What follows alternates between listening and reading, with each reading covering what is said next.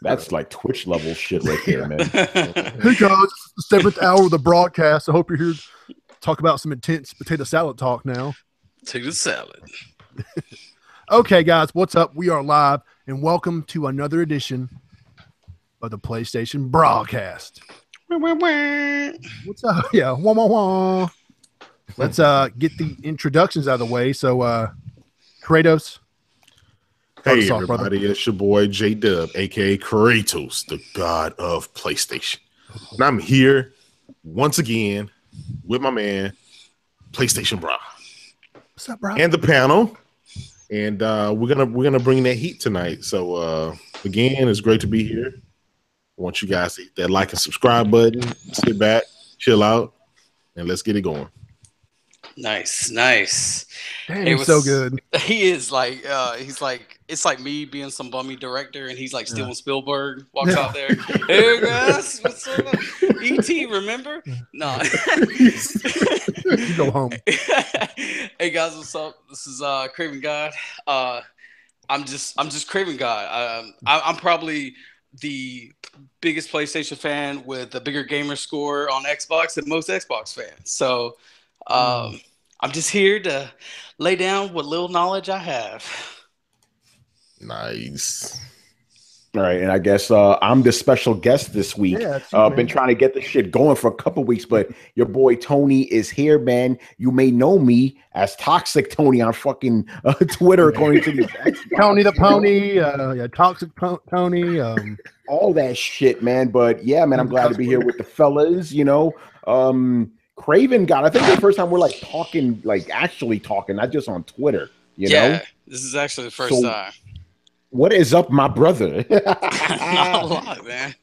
You know, we got this PlayStation. Okay, let me ask. This is a question I've had for you, PlayStation Brah. What's up, dude? Okay, do you have a brother named PlayStation Brah and a PlayStation Bro? I wondered if you have these brothers. You know, I do have like 8 brothers, but they're not into gaming as much as I am. Well, I do have Sexy Poo. He's a Nintendo fan. I locked him up in a dungeon, so that's interesting because you went with that variation of Brah. Because I usually see Brah with a U or Brah with an E, not the A. So I'm like, but you have the H at the end of it. So I'm like, okay, so it's not like titties or nothing. You know? It's Brah. I got a friend. That's all he ever says is, "What's up, Brah?" And when I started my Twitter account, I'm like, man, I just can't be Thomas Williams because that's incredibly boring.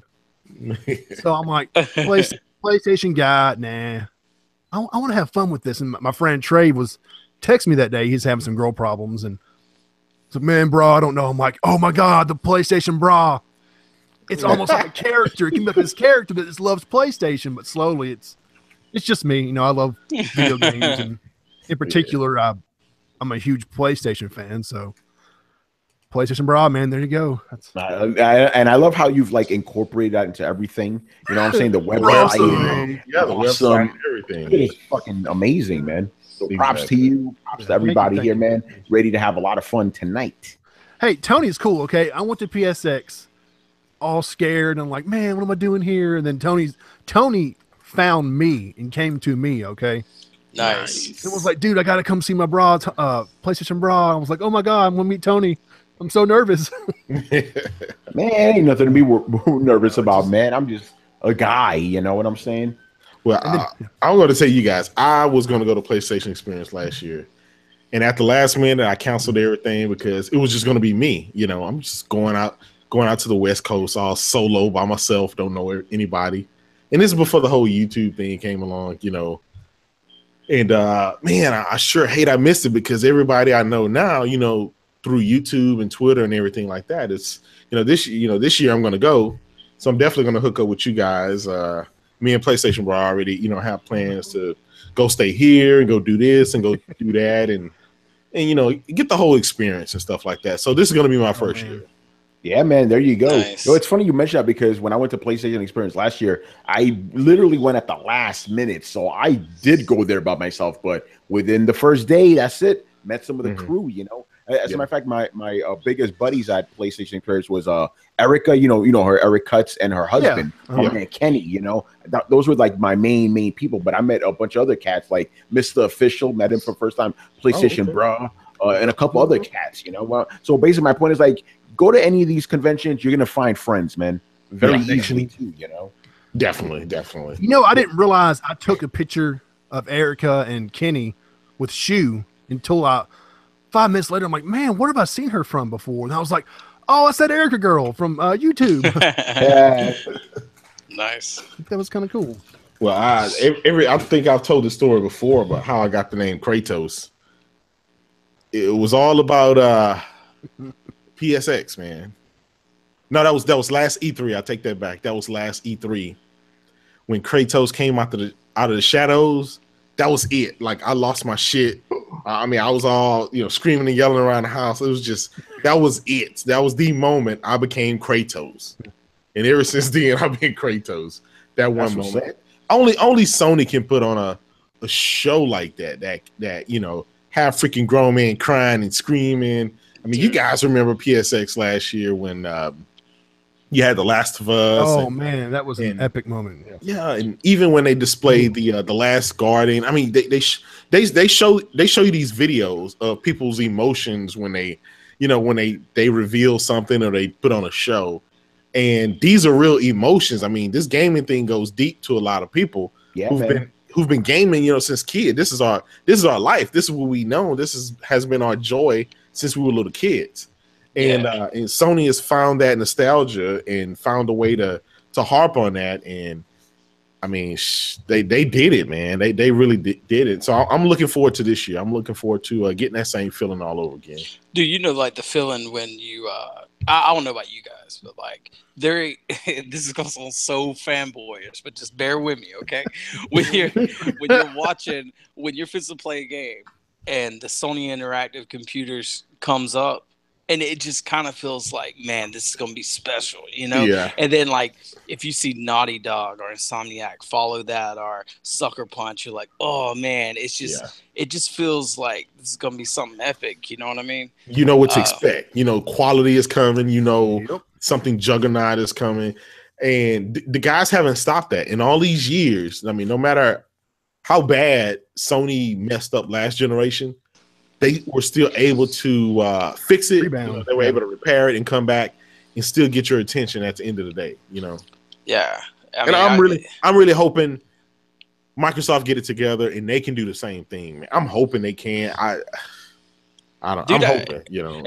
Dude, I would think they would be going in that direction if I heard Microsoft purchased a new studio, started a new studio, and I'll be like, yeah. See, now they're starting to do something, but all you hear is Microsoft got 6 months rights to a game, and it's like that's cool. Yeah, more controllers and more cancellation. Dude, I saw a controller today. That lava controller. I mean, it looks nice, so I'm just like, come on, man. Yeah. Well, I think. Do you guys think Sony is trying to? I mean, they noticed that the success that Microsoft has had in the controller department, and last night at TGS, they revealed a whole array of different color controllers. What colors? Different colors, man. It's kind of like the see-through. It's oh, okay. Well, yeah, it's kind of like a see-through. Different colors: the orange, the blues, the grays, the different stuff. It's just something different. My Elite controller. Yeah, right. Where's that? Yeah. Wasn't that the ultimate controller? $150 controller, and you shouldn't need any more controller. But it's like all those guys that bought the Elite controller, they're still buying like bubblegum color controllers, and I'm gonna be real. Scuff. I mean, I know the controllers are expensive. You can get one for like a $175, but like, I mean, if you can buy that. And I believe I want to say it's got a better warranty than the Elite controller. I think that Xbox Elite controller has like a 90-day warranty. Yeah. And but I mean, like, if a lot of people that are into just constantly gaming, like, they typically just go to the scuff route. So I'm not too worried about like the controllers. I mean, I held one of those Elite controllers and I was like, this is nice. Like, I like the new revised Xbox controllers. Yeah, like the grip back, like they feel good. I have the cheap crap. Yeah, I have the Elite controller that I bought. I got it secondhand a while back after it launched, and it's a great controller. I like it. I game on it mostly, But at the same time, it's like, was it worth $150? Nah, I don't play esports. I mean, I don't do competition and stuff like that. So, But I mean, it looks like it's built to last. You know what I'm saying? Like, it can carry around. Like, if you game on computer and game on console, and you're constantly switching back and forth, it looks like a device is like ideal because it's got the case. I mean. But I mean, for somebody like me, for example, like I'm just gonna be gaming at home, me and my kids. That would be a controller I would not want my kids to use. You know what I'm saying? I appreciate. I feel like in the hardware side, like, I feel like Sony definitely has a little bit to catch up to, like with accessories. I guess, like if they wanted to compete in that area as well, like. I feel like Xbox has a better deal with the accessories. Like we make fun of the controllers and stuff, but it's nice to have variety. You know what I'm saying? Like, I mean, if Sony put out a Last of Us controller and or God of War controller, I've seen some epic looking God of War controller on Twitter. Like somebody made. They put that out, dude, for $100. Dude, I'm such a tool. I would be out there buying it in a heartbeat. Well, I'll tell you this: when it comes to controllers, like Savage Uger, shout out to Savage in the comment section. That Monster Hunter Pro, that theme console and the theme controller, legit. Yeah, man, I want that. Yeah. That was the shit. That's what I like to see. I don't like to see the little stickers on it. A couple of stickers, and you call it a day. The camouflage. Yeah, that's not a theme console player. You got to go all out, and that's what they did with that Monster Hunter. They know that they're gonna sell a crap load of games. For the PlayStation. Like, so legit. Does that mean that Monster Hunter is officially in Sony's in Sony's corner? Does that mean that Sony has a marketing deal for that? I would think so. the main one, right? Because remember, a lot of people forget this. Monster Hunter originally started on Sony back in the day. Yeah. PS2, right? Yeah. PS2, that's right. Yeah, I used to have my copy. I don't know what happened to it. Yeah. Because it was what? PS2, PSP, and then it went to the 3DS, DS, right? Yeah, DS and 3DS, yeah. And it's basically been the same fucking game ever since, Yeah, it is. On 3DS, man, all they do is they add a new world and they just release a new game. Yeah, I got it on 3DS. I mean, literally, that was my first time playing it on the 3DS. But, that's why I thought it was I don't know why, man. I thought it was a freaking Nintendo IP, like an old IP, but now that you tell me it was Sony, then because back in the day, Sony had everything. It doesn't matter what you think about. Sony had that on the PlayStation 2. Well, you guys remember, like through the PS3 era, the 3DS was really big in Japan, so Monster Hunter would only be on 3DS and Wii U. And I used to be like, man, I wish they would just do a remaster or something and put it on the PS3. Like, I wanted to play that like on a console, and I ended up buying a Wii eventually, and I was so pumped to play Monster Hunter on it, and I played it like crazy. I mean, I love the series. Like, I think it's so much fun, and just never been huge over here in the States, but over there it's been huge. Like, I'm surprised Sony got that and Nintendo Switch didn't get that, because to me that is like ideal Nintendo Switch stuff going on. Like, that was the big thing about the 3DS version was, they would say you get on the bus. They would get on the train, I guess. This is what the scenario they would use. You get on the train. Somebody else is playing Monster Hunter. You guys link up, party up, and y'all go and travel and do stuff together. Yeah, and, so I'm surprised, like, Switch, I guess, through times, but PS4 is like the big dog now, and, but I have, like, an Xbox reserved, but after I saw that Pro, man, that Monster Hunter Pro, like, because I'm contemplating getting 2 of one console, because me and my kids play and we would game share and whatnot. But I'm like, dude, I really want that Monster Hunter console. Like, I will fork out the money. Like, no joke. I mean, you never know, man. It could be like, well, I mean, there's way more people on Twitter excited for that game than I thought there would be. I mean, people were legit excited. I mean, because I was sitting there last night, I said, they ended the press conference with Monster Hunter? Then I was like, oh, yeah. Yeah, that's probably the biggest game they had there. That's why. Yeah, that's why I was like, oh, because I predicted they would show it, but I didn't predict they would end the show with it. And I said, oh, duh, Monster Hunter is freaking huge in Japan. Of course they did. And then the console and the limited edition and the pre-order stuff. I'm like, oh, hell. Like, I hope it does huge, man. Because trust me, it will, man. It will. Yeah, I think so. Yeah, because think about it. This is like a Monster Hunter for current gen, basically. It doesn't look janky and old and shit. Dude, it like looks the other so games. good. This shit looks legit. Listen, I'll be honest. I know you like the game. I never liked those fucking Monster Hunter games. They were like just fucking, to me, they were like unfun and broken and ugly looking. This shit looks legit. Yeah, exactly. Yeah. Those monster animations look gorgeous. I'm sitting there going, and the fact you can actually have monsters fighting each other is crazy, bro. Yeah. Like when I went to E3 this year, right? They showed us in one demonstration. This dude was fighting, like he was hunting his one monster.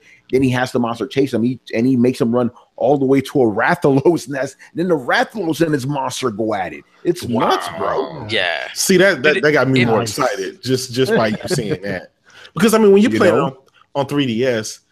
You don't. I mean, come on. It's a handheld, so it's a pretty dumb game. You're not gonna have any of that interaction. The AI is wonky, but if you're telling me that, man, that shows that they took the next gen step with it, which they should have did, man. Yeah, I mean, I think there was another part where like you're having a monster chase you, and then just a random monster from the world eats your monster that you're trying to hunt. It's like, oh shit, this is real right now. Man, I can't wait for that. And it comes out January the 26th. Is that Japanese date or is that no, that's worldwide. That's worldwide. Oh my God. Yeah. I don't care what it's gonna take, but I'm gonna get that console, even if I gotta hit up eBay. I'm sorry. I gotta have that. Hey, if you do, I demand an unboxing video. Oh, definitely, man. It's Yo, by the way, I think it's going straight in the closet. Yeah. I hate to do this, but I do. Who is this dude in the comments saying, "Can I join the conversation?" Do you know this guy? Yeah, I know him. I know him. That shit is funny, dude. If man. it does good, they Capcom better give us a Dino Crisis. Like they better. Like I know. In Monster is more of a Japanese type thing, but man, dude, after Resident Evil 7, and then you go to this, and then this is real successful. Yeah, man, we want some dinosaurs, man. Give us dinosaurs and Resident Evil mixed up. Like I want some more Onimusha. Yeah. Dude, if I had Onimusha, I would take up karate just so I could kick through a door, man. I'm telling you, I would be so excited. So what do you guys think about the Tokyo Gaming Show last night? Did everybody see it? Yeah, I went back and watched it. I mean, here's the thing. It wasn't like horrible like everybody's saying, but at the same time, it wasn't like compelling. Like to me, I only got like 3 big announcements that I got excited about. This was confirmed, right? Dragon's Crown, game I loved. Yeah, that's coming to PS4, 4K, native 4K. That shit's legit. Was the Virtual On? Okay, I'm a huge Virtual On. Oh, I know, right, dude. I lost my fucking shit. Yes. Like, this is crazy. I've been waiting for this announcement forever, so I'm hyped about that. And there was one more game they showed. Zone of the Enders? Yeah, VR. It's the VR thing. That's I don't know about that, man. Wait a minute. Wait, hold on a second. Toxic Tony. Yeah. Hey, listen, I'm just saying VR. That's all I'm saying, man. Hey, VR is $2.99 now. Go pick it up while you can. That shit is still not worth it, man. It is, man. It is. I have Oculus and PSVR. Damn, son. Hey, yo, what do you do for a living, bro? You got juice, son. I don't know what Kratos does, but he doing it right. Yeah, exactly. I'm a gaming journalist. I don't make any fucking money. You know. Dude, yeah. The other game was because I love this company. Obviously, whatever Vanillaware's got cooking, that 13. Yes. Give me that shit. Yes, you know? They look good. And let me ask you guys this: did you guys get fucked up when you saw Yoji Shinkawa art for that one game? I'm like, whoa! I did. Me too. Me Left too. Alive. Yeah. Left Alive. I said. When I saw it, I'm like, what the hell? The first thing I did, I thought about Hideo Kojima. Yeah. And then I was like, is this, it really messed me up because I was watching it last night. And by the way, I didn't know they had an English version. So I'm watching, the Japanese version. I don't understand what they're saying. I'm watching and I'm like, I recognize that game. This is that game, but I don't know any of the words. So I'm just guessing at what games they are. But I was like, at the end of the show, I was pleasantly surprised. I was like, this is what I'm talking about. That vast array of games and that whole diversity in different genres. That is what that's what brings the people coming in. That's what, you know, if you're not a sports game fan, bam, you got the RPG. If you're not an RPG fan, bam, you got your shooter. If you know, it's just something for everybody. So, I mean, if you can't find anything to play on PlayStation, you just that's your problem. That's a personal problem. Yeah. Dude, I just don't see how that's even possible this gen. Like being real, like you got guys saying it all the time, man. Man, there's nothing to play. Yeah. Guys only get a couple of, you know. So I don't know. Then they go buy Forza. Tell me about it. Yeah. But I was pleasantly surprised at TGS, and I was expecting, you know, PlayStation experience. I think, you know, Sony kind of spoiled it. They kind of spoiled us with PSX last year. And they're ruining us, man. No one it's kind of hard for them to top that, because we knew E3 this year was going to be underwhelming, because they just literally blew the doors off last PSX. And this year, I think they're going to show a bunch of games that we've never seen before and blow the doors off again. So they better be showing some PlayStation All-Star Battle Royale. That's what they best be showing. I need to see that. If there's one franchise, one nostalgia franchise that you guys would like to see Sony bring back, we already seen what was that? The Last Guardian. We already saw that. We wept, we cried, and everything. What other game could they come out from each of you? You know, what do you guys think? Jumping Flash. That game. No, Jumping Jack Flash. That game was fun. Okay. Yeah, no, it was fun. Yeah. What about Siphon Filter? That game was always pretty damn fun. Yeah, that would be cool. Yeah. Yo, I was asking this a couple weeks ago. Whatever happened to Battle Arena Toshinden? Oh, dude. Yeah. I don't know, man. I don't know. They came out with that game, and then that was it. No. There was some on the. Wasn't there a Saturn version too? Yeah, there was a sequel and everything. You know. Yeah. But yeah, it just seems like once Soul Calibur came out, or Soul Blade, you know, that was it. You know. Yeah. That's what got me playing PlayStation. Toshinden. I went to Blockbuster. Yeah, they had the PS1. Everybody played that game because it came on a demo disc with the PlayStation. I mean, Ridge Racer. To tell you the truth. Oh shit! They had 4 of these games. What the fuck? Yeah, Toshinden had there's a little franchise to it, man. It had a I only played the first one.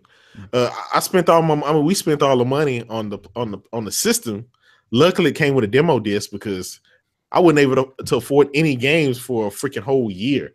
So we wore that demo disc out. Sitting there playing. But you had like 20 games. Rallycross, Battle Arena, Toshinden, Jumping Jack Flash, and you know, a bunch of more games. So, I mean, so that kind of that was cool. Do you guys think they need to bring the demo disc back? They should just bring more demos. Period. Remember last gen? Agreed. We had demos for a lot of games. Now you don't see demos for shit. You know? Yeah. It sucks. Probably because people shit on the games on the games before they even release. Yeah, that's true. Exactly, man. I think people play it and they're like, "That's not what I was expecting," and then they get on Twitter and they start bashing it, and then other people start bashing it. And how many games have died before they even released just because they, you know? So I get it, man. I get it. There's a bunch of games this gen that they didn't even give you the review copy. And people started crapping on it, and that game didn't sell at all. Yeah, and think about how demo disc would be nowadays. You got to install the demo disc. Oh, yeah. That's true. Son of a... That's true. Everything is downloadable these days, so you know. Because the last demo disc I got was with my PSVR bundle. Yeah. Did you get that? It came with like the 20. That was pretty sweet. I enjoyed that. Yeah. That was really good. Yeah. That was a good move by him. Yeah. Because you could play the demo, then automatically just buy it if you wanted the game. Yeah. I was like, hell yeah. Yeah. Well, because I mean, you off the bat, you're not gonna buy, 15 games. Yeah. So that way you can get a taste of everything. Hey, that saved me actually. I played the demo for Drive Club VR and got sick. So I sent back my copy through Amazon. I said I can't play it. I'm getting sick from playing it. Yeah. If you get sick, motion sickness from watching regular 3D movies, you stand no chance in VR. Yeah. It has nothing to do with the tech. It has to do with the person, their vision, and the equilibrium and everything else. And a lot of people don't understand that, man. It's VR. It's emulating. It's telling it's basically faking out your brain, thinking that this is real life and it's not. Thinking that it's a real motion and it's not. Hey, Daniel had a good remake, The Getaway. Oh yeah, that's a couple good games. They were pretty big sellers for a while. Yeah, they canceled that game for PS3, and people were like, no. Yeah, I got a quick story for you guys, man, because I'm not a guy who sells games. When I buy a game, I keep it, right? I only sell games if the game is, like, in my mind, terrible, right? I did that with Knack. I did that with Killzone. But one of the first games I ever did that with was The Getaway. Really? I was going in there thinking this is going to be another Grand Theft Auto 3. I was huge into Grand Theft Auto 3 back in the day. I buy this shit. I'm like, what the fuck is this? This game fucking sucks. Sold it back the next day. You know? We don't need that, man. Yeah. What was the worst game you guys have ever played? Just that one that stood out and you said, this is the worst ever. Man, I don't have a clue. Like, I'll tell you a game. I'll go ahead, Tom. I think the first one. I mean, I don't know about the worst one, but I know one of the first ones I played that thought was shit was Friday the 13th, man, on the NES. Yeah. That game was pretty bad. Man. I thought you were talking about the new one. I was like, I never even touched that shit. You know, whatever. I'm like, listen, I didn't like it back in the NES days. I'm probably not gonna like it. Fuck that shit. That game was bad. And then Predator was pretty. I got it. Oh my god, Silver Surfer game for NES. Oh, that game was fucking terrible, man. Thanks, Marvel. Yeah, exactly. I mean, like, me and my boys, we rented that shit. We were hyped, like, yo, Silver Surfer, this is gonna be crazy. Nope. That game was like the collision detection was all off. Like nothing working, was buggy. I'm like, what the fuck is this shit, man? Yeah, I'm showing my age right now, bro. Hey, I'm finna show you my age, man. I think the worst game probably universally ever created, man. And I had my brother bought the shit. You know, he was older. But was E.T. on Atari 2016. Oh snap, man. I still got my copy. I've watched videos of that game and it's dude, this game, right? It was like there was no ending. You couldn't beat it. The game was just broken. They had like literally 2 weeks to make a game for the movie before the movie release. So they just threw some stuff together, you know, like 2 or 3 people, and they just packaged it out and they sold it. And that almost ended the whole gaming industry as we know it. That shit is crazy, man. That's Nintendo saved the whole industry because after that, parents just stopped buying it. They were like, we spend all this money on these expensive consoles and these games, and you guys release a game that's broken, that like there's no point to the game. You can't get to the end. I mean, it's wonky. It was crappy. So and Nintendo, when they came out with NES, man, they had that quality seal, that seal of quality, guaranteeing that you can play that game from beginning to end without having it broken. And they still have that to this day. I played Prison Break I reviewed that for PlayStation Lifestyle, and it was pretty atrocious. They had a top 10 lowest rated games on their website, and that was one of them. So wow, it was terrible. When I think about bad games, I guess it sticks in my head more because I was so excited about it. But I'm a big Rare fan, so like I was really big into Perfect Dark, and so Perfect Dark 0 when that was coming out, like I had such high expectations. Like, I mean, from when you go from PS2 and all that to 360, like the graphics jump was like, whoa, this is crazy. But gosh, that game was so bad, man. But it was so bad, but I wanted to like it. I don't know if you guys, I'm sure you guys know what I'm talking about. It's just like you're telling yourself it'll get better, and you just keep going through it and keep going through it, and it's just horrible. Like they ran like they didn't have like, I don't know, like they were stick figures kind of. Their backs all stiff and like, oh, where am I going? Computing. And the shooting was just awful, and the voice acting was horrible, and it was just, dude, I was just like, I wanted to like it so bad, and it was such a disappointment, especially coming from the Nintendo Perfect Darks, you know. Yeah. Well, believe it or not, man, my worst game that I used to play, man, was Wolfenstein 3D, the original. And I'm going to tell you why I thought it was why I hated the game. It made me nauseous. Okay, well, and it took me a while to figure. It took me like literally a year to figure out. It's because, I guess the parallaxing and the way the game scrolls and stuff. But my stomach would get queasy every time I play the game, and I could never understand why. And I would force myself to play that game, and I get sick as a dog, man. And that's basically until it went 3D. That's what I had to deal with.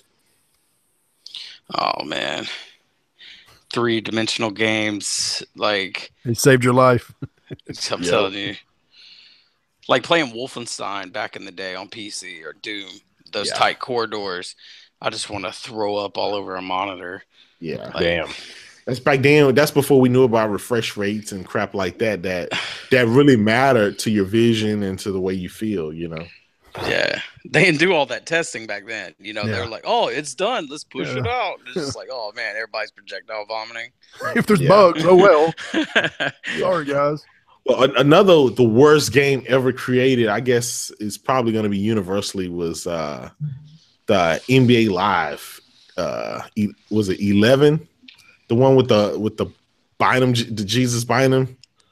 The one they ended up canceling in NBA. Oh, dude, I remember that. Yeah. And they had it finished. They changed the name, right? NBA Elite. Yeah. I still have that game, the demo. I still have it on my system. Because some copies did get out to stores, didn't they? Yeah, they had a handful of copies in a while. They canceled it like at the last minute. It was. I'm pretty sure you can find it on eBay for some money. Not that much Love. Like just like lucky back in the day, you know. Oh my God, what is this? Mm-hmm. But what happened in that game? They just said it was trash and just. They canceled it and said and scrapped it, and they didn't come out with another game for another 3 years. And that game came out, it sucked balls, and then the next year it was mediocre, and this year I was pleasantly surprised. It's actually a good game, nowhere near competing with 2K, but it's there. It's a solid foundation, solid base.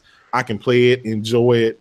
Plus, they only sold it for like $40, so I can't complain. They should have did that a long time ago, but it's EA, so they were determined to compete with 2K. And 2K was just destroying them, man. Yeah, we're never giving up. Yeah. Now, does anybody, Tony? Do you know when that NFL license run out with EA?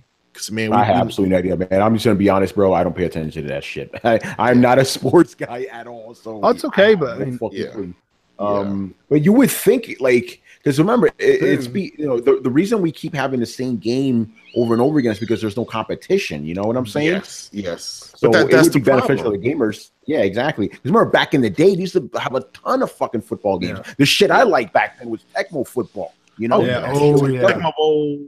Then but now I don't know, man. All the NCAAs, the Joe Montanas, the quarterback club. Yep. Sony had Game Day. Oh yeah, Sony had their own sports division. 343 EA Showdown. No. It was 989 Sports. There you go. I swear, bringing it back. Yeah. Studio. Man, and all of a sudden everybody just their baseball, everybody just shut down the sports division, and then EA just gobbled all that crap up. I'm glad Sony got the MLB license, man, because they put out a great quality product year after year, and I'm a firm believer in only the strong survives. If your product is not good enough to make it, man, you got to get rid of it. Yep.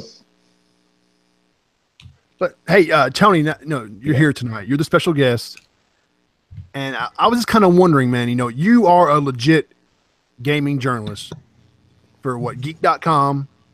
You've done some reviews for IGN.com too, right? Yeah. I just started this year, which is pretty crazy. Yeah. And then you're part of the Coalition.com, right? Yeah, that's right. So tell me, okay, how did you go from being one of us peons to being, a paid gaming journalist that goes to all these events, to E3, PSX, and just tell us about the life of a gaming journalist. Yeah, it's interesting, man.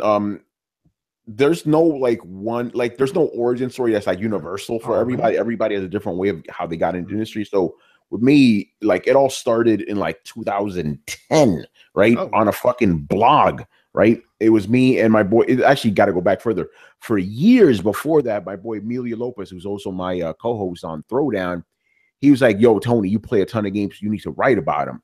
And at that point, you know, I was like, I'm not going to be one of these assholes on the internet just writing about games. That's fucking stupid. Who the fuck does that? You know? And tons of people. Yeah, but this was like, you know, maybe late 2000s and stuff. I thought that shit was corny, you know? I'm like, who the fuck does that shit? That's stupid, you know? You're just some asshole on the internet. Nobody knows who the fuck you are. No one gives a shit. But he kept insisting.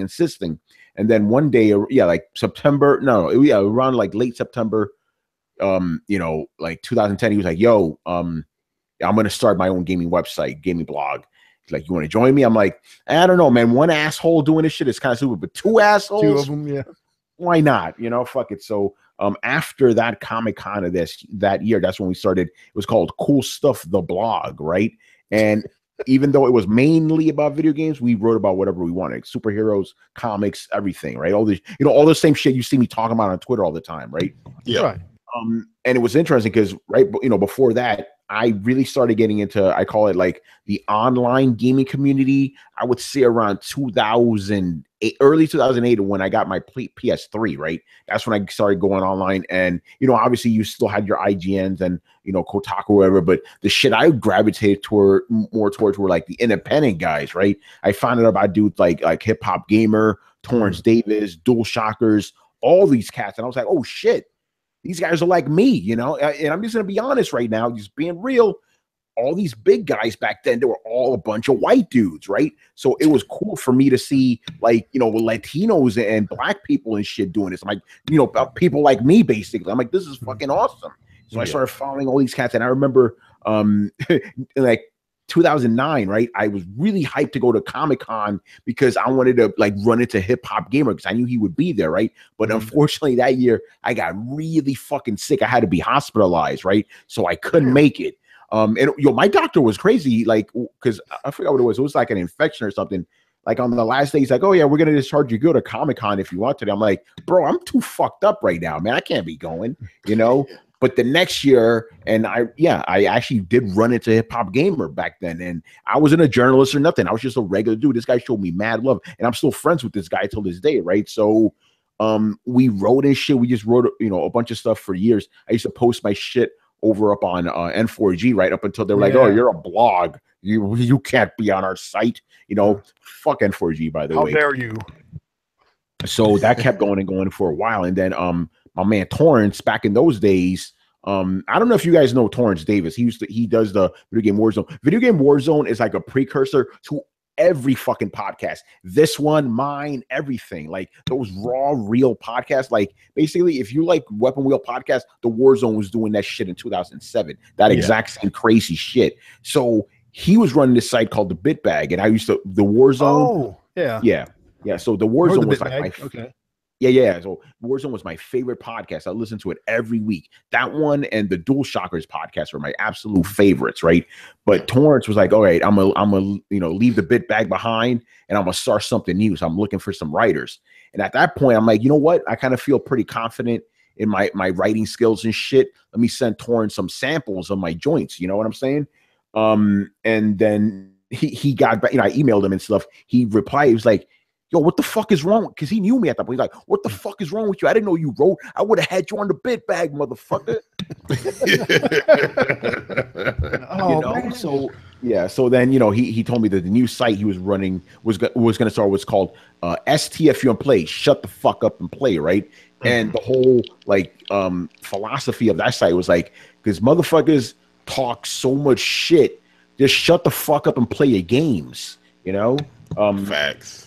But that name kind of came back to bite us in the ass because, like, you know, for a site that is called Shut the Fuck Up and Play, you guys do a lot of fucking talking. You know, we had a million podcasts and shit, you know. But yeah, so that year, that E3, I didn't go to E3 because it was like still too early. But that was like my first like kind of written shit in the industry, like on an actual site. Before that, I actually did write a review of whatchamacallit, Enslaved Odyssey to the West for Dual Shockers in their forum back when they had forums, you know. But yeah, on up on fucking on SDFU, the first thing that was ever posted, ironically enough, was me bashing the fuck out of Microsoft's conference that year in 2012. You know, wow. Tony the Pony was born. It was born. Yeah, man. That's where all that. No, you're right though. That's where all that shit started. Those guys over on fucking SDFU, you know, the hardcore Xbox fanboys, they fucking hated me because back in those days, I didn't have money. All I could afford was PlayStation systems. I'm like, okay, if I could only afford one system, I'm gonna buy the system that has the best shit, which was PlayStation 3. Just being real, you know. So we did that for a while, and then obviously through SDFU, I started going to events like it's funny. The very first event I ever went to was actually a fucking James Bond event in the city. You know, that's where I started meeting other journalists and shit. But the first big one was probably New York Comic Con. I had already been going to New York Comic Con for fucking ages, but that was the first one I went as press. You know, that was really cool. I got to meet a bunch of people. Saw Hip Hop Gamer again. I met my homegirl, Tamika Moultrie, Jaleesa Foster, who's over at She Attack. I met a bunch of people that year, you know. And then obviously, you know, as things went on, the next year, 2013, went to E3 for the first time. Like before that, like, you know, not counting, because, you know, for you who don't know, I was not born in this country. I was born in the Dominican Republic, right? So, and I came to America in 1987 when I was 7. But other than that, I had never made any giant trips like on a plane. You know what I'm saying? Like the furthest west I went was New Jersey, you know? And the furthest north was like upstate or whatever. So going to California was kind of crazy. I didn't like the California aspect of it. I thought Los Angeles was a horrible city, but I loved the E3 aspect of it. That shit was crazy. Because you gotta understand, I was that dude back in 1995 reading about motherfucking E3, man. You know? I went with PlayStation Lifestyle in 2010, and I was sitting there going, I can't believe I made it. I'm seriously here. This is so amazing. It's a trip, especially if you've been like fantasizing about it for like what 15 years at that point. You know, so that, you know, that went down and shit, you know, went to more events, got review copies of some shit, was on Twitter, you know, started making a name for myself. And then of course the original version of Throwdown, which was called The Throwdown, that's where it started. We started in 2012. Basically, one of the guys over there, AJ, right? He's the one that started the show, right? But I came up with the name, and then I was doing the behind the scenes shit. But then when he took a break, I took it over like as a temporary thing, but the fans liked me so much. They were like, you know, when he came back, it's like, all right, Tony, you just keep on hosting it. But then we kind of had a falling out with that cat for other reasons, you know, but that went on and on until like 2013. Yeah, at the end of 2013, my boy David Rodriguez from Dual Shockers, he was like, yo, would you like to write for us? Right? Dual Shockers, just like now, huge site, right? I'm like, damn, and I found myself like in a weird spot because I'm like, okay, I want this opportunity, but at the same time, I don't want to be disloyal to my people. You know what I'm saying? And I talked to Torrance, and he was like, what the fuck is wrong with you, man? That's a bigger site than us, man. Go, you know? So that was dope. And then again, I was a big fan of Dual Shockers and shit, so it was kind of crazy working over there. And here's where it gets really meta, right? Remember, I was a huge fan of the Shockcast. My boy David was hosting it. He left the site, and it's like, Tony, you take over. I'm like, whoa, I'm hosting this shit now? You know? And it was ironic because the original version of Throwdown was very much inspired by the Shockcast and the Warzone, right? But the structure was inspired by the Shockcast. And then when I started taking over the Shockcast, I tailored it to be more like Throwdown, you know, which was kind of interesting. So I was at Dual Shockers again, bigger opportunities, getting my name out there and shit. And then, you know, I'm not going to get into details, but, you know, I left that site like August 2014. And then I immediately went over to the Coalition guys, you know, Richard, Gary, all these cats. I've been friends with them since I started in the industry in 2012. So it was a very, very easy transition for me to start writing for those guys. Obviously, the site wasn't as big as Dual Shockers, but I could do more things on my terms, you know. And around that time, I'm not going to get into it, but around that time, that's also when Gamergate started happening. So I was more free to say shit. You know what I'm saying? Mm-hmm. So, we restarted Throwdown from episode 1. And again, all those changes I had made to the Shotcast, I brought them over to Throwdown. It's just, it just keeps getting transition. Kind of, yeah. Keep bringing your originality to it. Yeah, exactly. But we were like, okay, we're gonna make this version of Throwdown even tighter. And then one of the things we did with the original Throwdown is like we would always end the show with a bunch of fan questions, right? The problem is we would sometimes spend 2 hours like answering these fucking questions. Yeah, we're like, all right, we're cutting this bitch in half. We got one show Throwdown, and we got Throwdown your questions, and we'll be good. And we've recently celebrated 150 episodes of each of them. Which is pretty fucking awesome. And hell, how many subscribers do you have on YouTube? Over 1,000, right? Yeah, we have 12. The last time I checked was 1,289. So we're getting close to 1,300. Mm-hmm. This year's been crazy because we started with 631. Wow.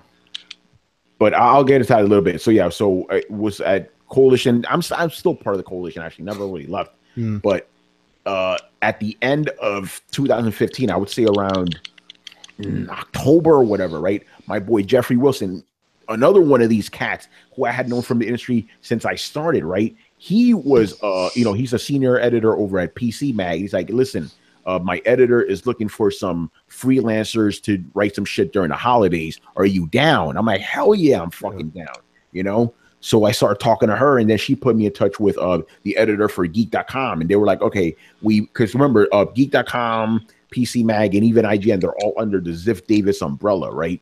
Right. So they were asking me, can you write one news story for us a day? So it would be 2 news stories every day. Now you got to understand something. Over at DualShock, I was used to writing 3 or 4 a day, so 2 wasn't shit. It was like, okay, no problem. Done. And it's just now kind of hitting me. It's like, yo, you are getting paid to do the same shit you've been doing for free for fucking years. You made it, Tony. You made it. So I wrote for these sites up until the end of December of 2015, and I'm like, damn, I got a taste for this. Like, I wanted to keep doing more of this. So I got the email back from PC Mag. It's like, oh yeah, thank you for helping us. Blah blah blah. If you want to write some features for us, you can continue to. That's cool, right? And then Geek.com, I was not expecting this. Like, hey, you want to just keep doing what you're doing, but just more of it. I'm like, wait, what? Like you'll still be a freelancer, but you're gonna be our freelancer. I'm like, get the fuck out of here. And that's where I've been ever since, man. Like ever since January 2016, writing my 3 stories a day, going to more events, meeting more people. And now, I got contacted again. It's crazy because people always ask me like, yo, what do you need to do, man? What do you need to do? You got a network, bro. The only reason, right now, I wrote some reviews for IGN, right? How did that happen? Because my editor from PC Mag recommended me. And how did I get into the industry? Because my boy recommended me, That's how it is. You got to be open to people. You can't be cutting bridges and shit. You know what I'm saying? And it's funny about IGN because I had previously applied to them twice before, right? I figured, I got an ill ass resume. I've wrote hundreds of things. I host podcasts. I went to E3. I'm a shoo-in. Nothing. I didn't get a reply back. So I'm like, okay, I tried going in the front door. That shouldn't work. And I got in through the back door. Ain't that something? That's pretty awesome, dude.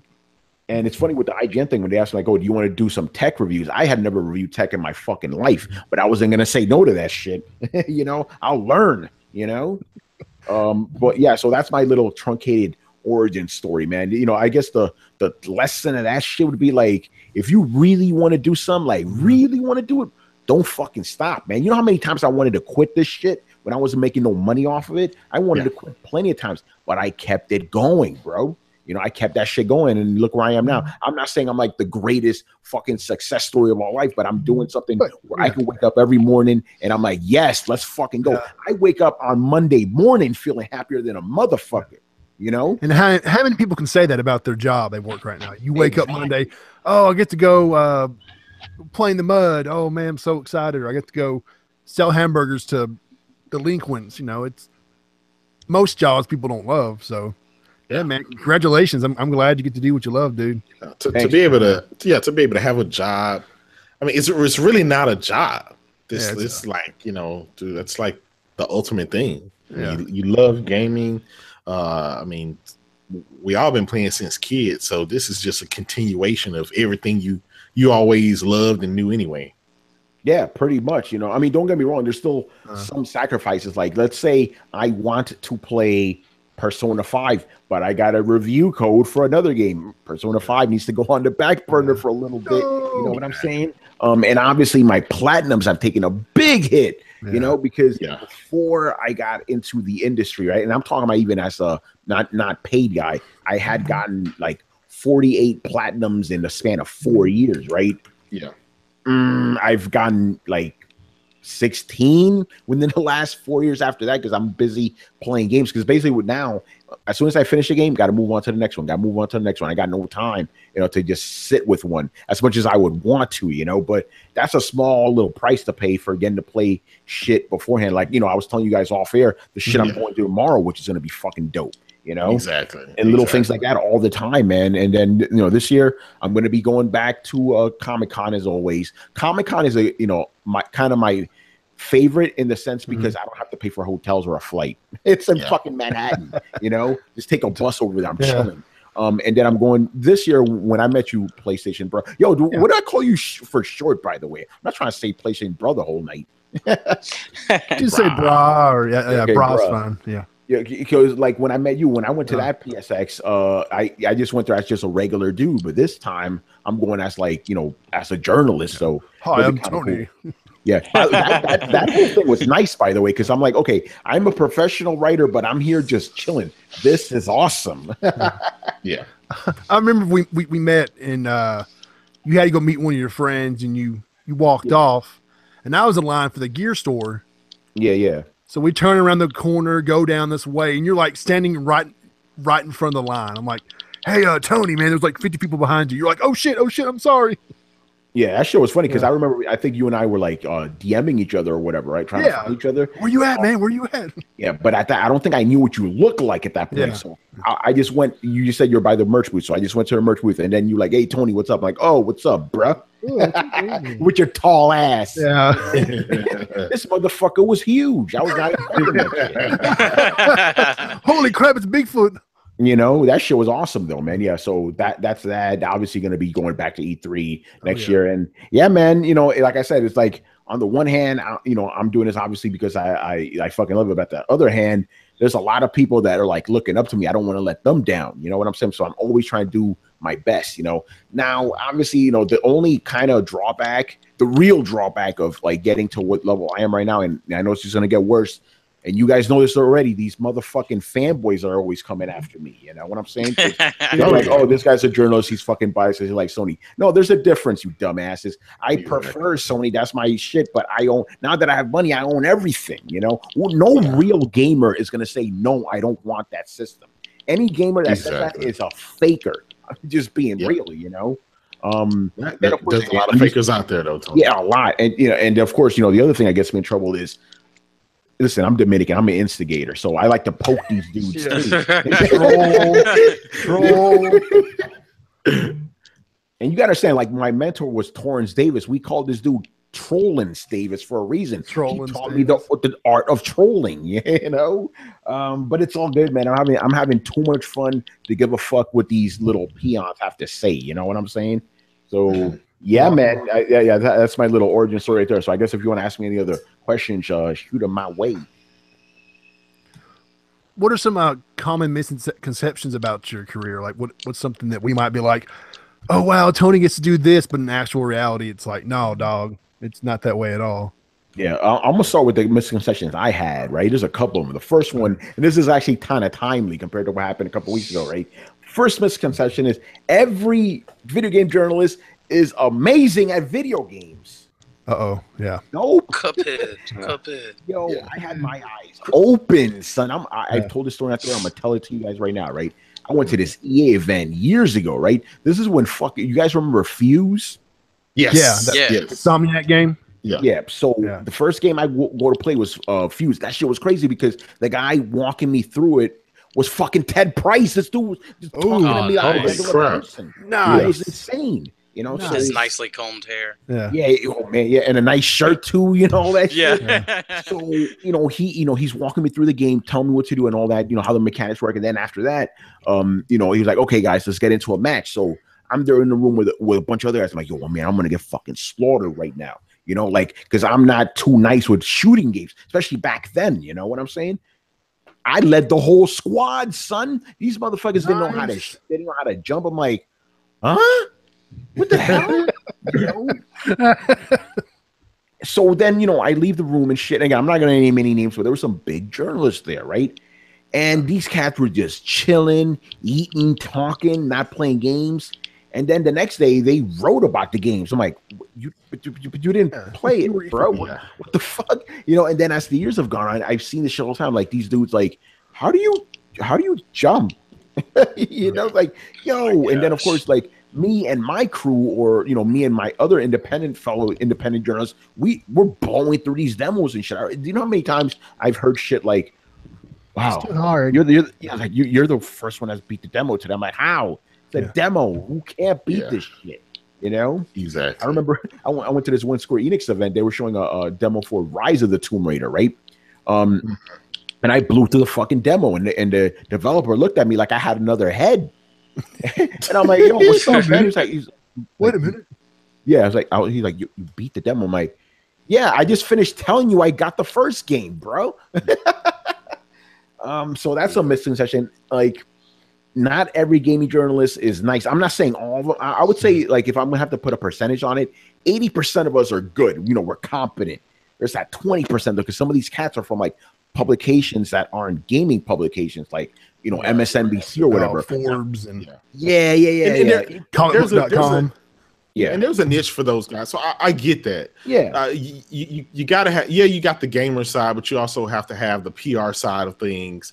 The corporate suits in there, you have to have that because obviously they play a major role in there too. So I get that, but I just never understood how a person, even a newbie at gaming, could suck so bad when it comes to just jumping. You just have to press one button and just that's it. Something so simple that they can't. The basic shit, right? Some of these guys, but here's the thing, I can't give some of these guys too much shit. Like, let's say you're the tech guy at whatever company, and you're not good at video games, but you're the only tech guy. You got to do the best of what you got. You know what I'm saying? So I can't get too mad at them, but at the same time, though, I don't think they really represent the games properly. So that's the first misconception. The other one is like, okay, you're a gaming reviewer, you get to play every game under sun. Nope, that is not the case. Like I was telling these cats before the show, I still buy 90% of the games I play any given year. You know what I'm saying? That's just the way it is. So like, because everybody thinks, oh, gaming journalists are just like Greg Miller or Colin Moriarty. No, that's like the 1%. Dude, most gaming journalists are like behind the scenes type of guys. Like I know my editor over at IGN, I'll say his name, Josh Norm. I'm pretty sure you guys have never heard of him because he's like most of us, just behind the scenes, doing his work, doing his job. You know what I'm saying? So that's the other thing is because they're like, oh, you're a gaming journalist. That means you're gonna be in a video with Naomi Kyle and shit. Like, no. Go Tony. Exactly. Naomi Kyle is a cool person. I've met her. And the other misconception leading to that is like, every other gaming journalist, while the industry is small, it is actually very small and stuff. It's not like that. There, just like anything in life, there are cliques. Just being real right now, there are cliques out there. There's I call them the 1% of the 1%ers. The 1%ers. They won't give me the time of day, and that's okay because the shit was like that even back in high school. You know what I'm saying? Like I was always part of the misfits crowd. You know what I'm saying? Like as a matter of fact, when I was growing up, and Kratos, I think you might even understand this. Video games weren't cool. Oh no, I'm 34. Okay, I don't know how old are you, Tony? Video games were not cool. You could get fucked up if you admitted you like games. Oh yeah, you were a nerd. I had a Resident Evil 2 shirt, and somebody said, "You stupid nerd," and pushed me. I'm like, "Yep, what the hell, man? What did I do to you?" Yep, there you go. So and it's funny because I'm like, okay, because I was under the assumption all these cats were like that. No, it's not like that. And I'm just gonna say now, there's also the racial component to it. I noticed that the minorities kind of hang out with each other, and then like the bigger like white people. I'm saying bigger for a reason. Hang out with each other because like the middle tier white people also hang out with us too. You know what I'm saying? Yeah. They don't give a fuck. But like the higher tier, it's just, again, I'm not trying to turn this into a racial thing. It's like the classism. It's classism. No, it sounds just like school. Exactly. Yeah, it is like school. It's exactly like school. Like, that's pretty funny. Yeah, so like when I go to these events, I'm just chilling with my people, because the first year I went to E3, I was that guy. Like, I wasn't a kiss ass or anything, but like if I saw somebody from Polygon, I would go up to him and talk to him and shit. And even though most of them were cool to me and treated me with respect, there was some cats out there from any given publication that they don't want to give you the fucking time of day. You know, they think you're beneath them or whatever, you know? Yeah. So there's definitely that. So that's another misconception. It's like, it's just a big happy party. Nah, not so much. But those people turn out to be, you know, the little guys in real life. And so they finally found their niche, I guess. And then they try to go and be the cool guys and look down on everybody else. You know, it's you tend to see that. Yeah. No, yeah, go ahead, man. Tony, you told me to go to Roscoe's Chicken and Waffles. Okay, man. So definitely. Me and my good friend Rick, we walked down there the next day, and we sat down. We're sitting getting our food, and behind us was a table of like 6 journalists. Yeah, and they're sitting there just dogging PSX. One girl was like, "Oh, they had that Resident Evil 7 mansion that they've had other conventions this year, and it's just so passe and all this." And they're just dogging it. I'm like, do you know how long it probably took to make that mansion and put it together just to impress people? And you're over here just dogging it because you're some, you know, whoopie doopie journalist. I was like, kiss my ass. I want to turn around and be like, hey, can't you just appreciate it for what it is? And but you got to take it further. It's like not only are they not appreciating what, you know, the companies put into these, they're not appreciating their fucking job. Yeah, they were just. You know how many people would kill to be in those positions? You know. Oh my God! I'm gonna go off on a little rant right now, man. Go ahead, dude. Read this shit. Like I think it was like 2 years ago, right? This one dude from Polygon, he wrote this editorial. It was supposed to be a preview of Guitar Hero or Rockstar or whatever, right? He goes, listen, at the beginning, hold on. I gotta calm down right now. Yeah, Tony, breathe. Yeah. Just breathe. Yeah. This shit read like a parody, bro. Yeah. This guy was like, oh, you know what? You know, they flew me out here, but I don't actually like Guitar Hero. So what I decided was to eat caviar and talk about Filipino politics instead and just watch everyone play. I'm like, my man, are you actually admitting this shit? Look, I'll be the first guy to admit I don't like fucking. I don't care for Guitar Hero or Rockstar. You send me to that event, I'm gonna cover it like a motherfucker. Yeah. You know what I'm saying? I'm going to get into it. I may not have like too much passion behind it, but I will deliver the shit that people who are fans of that want to read about. You know what I'm saying? Yeah. Do your job and show up. But Tony, that's because you have passion in what you're doing and a true love for gaming. These guys are using it as an opportunity, you know, to further their agenda or what they want. They could care less about fucking gaming. That's just, you're 100% right about that. And it weirds me because, you know, I'm not going to name names again, but there have been instances where some of these guys would try to make me feel like I'm a dummy because of how passionate I am. Yeah. And I'm like, why are you doing this? I know why I'm doing it. It's simple. I like fucking video games. That's it. You know, but I think you're right. Actually, no, it's exactly what you said. They're using it as a bench, like a stepping stone to whatever career they actually want to have. I'm not looking for a stepping stone. I'm already here. You know what I'm saying? Like, if I could become like a salary man and make more money, great. That's what I want. But I made it. I'm already here. But these guys like, I want something else. You know, it's really upsetting to that story right there. Really like fucks me up because I've heard that shit a lot of times and I've seen it with my eyes. You know, I've seen these guys go, I don't even like video games. I'm like, wait, what? Get your ass out of here. Yeah. What the fuck? That's okay. We've all seen those reviews when someone, you know, let's say you have a game, let's say like The Last of Us. Okay, I'm just using that for example. This game get like 10 across the board, and there's always that one asshole that gave it like a 2 out of 3. Yeah, that's that journalist there that was like, it was kind of too hard. It was, you know, I just didn't get into the story, and it's like, you're an idiot. It's because you're not a gamer. You don't fit those qualifications. Yeah, it's crazy, man. And then, here's the funny thing, you say that about those guys, it's like 6 of them hanging out. If it was 6 of me and my crew, that'd be a different story. We'd be making a scene in there because you know how we get, man. Minorities, we get wild, son. Flipping tables and but actually it's funny because a lot of these gaming journalists, the quote unquote proper ones, they always give us faces, man, because we're in there in the press room talking shit, you know what I'm saying? But it's still about gaming. They're like, why are they acting like that? Because we're fucking hyped. Yeah. Yeah. Come on, man. Get the fuck out of here. But yeah, those are probably the biggest misconceptions that are out there. And then obviously, like, oh, you're a gaming journalist, you get paid off. I never got paid off for shit. Yeah. You know what I'm saying? Like, I get paid to write. I don't get paid for writing, if you know what I'm saying, people, everybody goes, oh, Sony paid you off. I wish Sony paid me off. I'm still living in the projects, son. Come on. Sony's sending you blank checks. Tony, how much does a NAC 2 review cost? Yeah, exactly. But now, don't get me wrong. I have heard of instances like that. We're like, hey, we'll pay you X amount if you do this. But most proper journalists, like, get the fuck out of here. Yeah. But I've never been offered that. If I would, I'd be like, no, fuck that, because then my integrity is compromised, and then everything that I write is like not worth reading. Yeah. I got a question.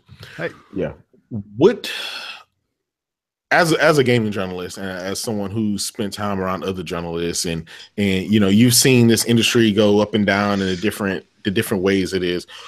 Do you think that journalists in these major publications, do you think that they sway with the industry where it goes to, whether it's going to go to VR, whether it's going to go this direction, that direction? Do you think it's sway whether they go for Microsoft or whether they go for Sony or Nintendo, or is it's not that big for them to sway the whole industry? That's a great question. No, I know what you're actually asking. It's their media bias in the end. Basically, without saying it, yeah. We gotta know, Tony. Please tell us. Yeah. Oh, yeah. Listen, I'm gonna tell you guys a secret right now, man. Breaking news, please. We all hate Microsoft, man. We hate them. I knew it. Somebody's like, I knew it. I got it on tape. We're all fair. Don't worry. Okay, we were all fair. That's secret. Yeah. But in all honesty, I've been doing this for 5 years now. No, don't get me wrong. There is bias in the industry in other ways, but as far as platforms go, let's just say theoretically speaking, there was bias in the gaming journalism. The only thing I've seen it toward is Nintendo, right? I think they kind of get a pass on certain things for obvious reasons. Gaming journalists grew up with Nintendo games, right? Yeah. But as far as like, do journalists prefer PlayStation over Microsoft? No, not really. Maybe they got to cover it one more than the other because given which one's more popular. Think about it like this. Exactly. Where I'm going with this shit. Last gen, right? Last gen, you saw what happened. What was the biggest console out there? The 360, right? 360, yeah. A lot of positivity towards the 360. Right now that the shoe's on the other foot, a lot of positivity towards the PlayStation. That's just the way it is. But again, in my personal dealings, I've never actually seen a real. It's actually pretty I guess even, and I'm glad you're asking me this question because one of the other reasons I love going to E3 is because all that fanboy shit that you see on Twitter every day does not exist among journalists and doesn't exist among executives. Executives, Shuhei's hanging out with fucking Phil Spencer, hanging out with fucking Reggie Fils-Aimé. These guys are cool with each other, but the gaming journalists, when I go to E3, it's like I'm detoxifying and shit because none of that fanboy nonsense is there. As a matter of fact, I gotta have people tell me. Yeah, I gotta have my first E3 at 2013. It was just like, whoa, what the fuck is going on? And when I came back, I'm like, yep, I'm not going back to N4G anymore. I don't need this shit in my life, Exactly. That shit does not exist, man. We're just there because think about it. At least the people I hang out with. We're at E3 because we love games and we just want to talk about games. We don't give a fuck about platforms, any of that shit. Everybody has their preferences, obviously, but when it comes to coverage, it's fair, man. That whole media bias bullshit is a bunch of bullshit. Okay, it sounds. I'm glad you told me that because that lets me know.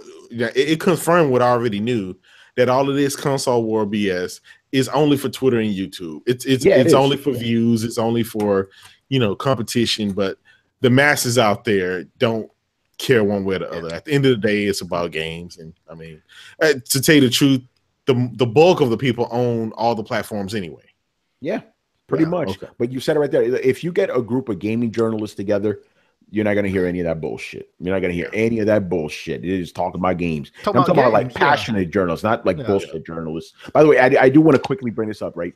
Because, you know, we've obviously used the word gaming journalist a lot. Oh, man, for the longest time, I didn't want to call myself that. I was like, I'm a games writer. Because, you know, I'll be honest, man, I don't have a journalism degree, any of that bullshit. You know what I'm saying? So I'm like, I don't feel right calling myself a journalist. But then when I would explain this to a layman, you know, a casual, hey, I'm a games writer. Oh, shit, you make video games? Yeah. No. I write about it. So you write the code, right? I'm like, no. Did you make the new Call of Duty? Yeah, exactly. Shit like that. I'm like, gaming journalists. Oh, dude, Tony, I'll be lying so hard. Guys will think I'm developing all of these. You know me. I'm a Twitter troll, man. I gotta mess with people. I'd live that out, man. Yeah. So the whole, you know, me calling myself a gaming journalist. It took me a long time to just actually say, because I'm a games writer, I'm a games reporter, you know, but people get confused, you know. The layman, like obviously you guys, you know what I'm talking about, you know. But it's interesting, man. But hey, I don't know about the whole industry. I could go off on a whole tangent about that, which I won't do tonight. But it just in the short time I've been in it, man, it's changed so much. And I'm gonna be honest, kind of not for the better. You know, a lot of fucking toxicity, a lot of agendas, all this bullshit. You know, it's like, yo, it's supposed to be about fun, but you guys lost the narrative somewhere, man. Yeah, but you can understand, Tony, that one, and I'm just gonna say it. The Xbox side of this community in the industry is not looking really good right now. Even the Xbox as in itself, it has the X coming out, but without that X, if that X wasn't coming out, what would those guys have to cheer for or to spend their money on? They wouldn't have anything. So this is why it's triggering all these emotions, because it seems like Sony and Nintendo are holding hands, skipping for joy down the yellow brick road, and Master Chief is just sitting in the back, you know, looking at them gallop all happy, and he's just sitting there playing with grass. You know, he's like that kid that nobody wants to play with this generation. And that makes sense.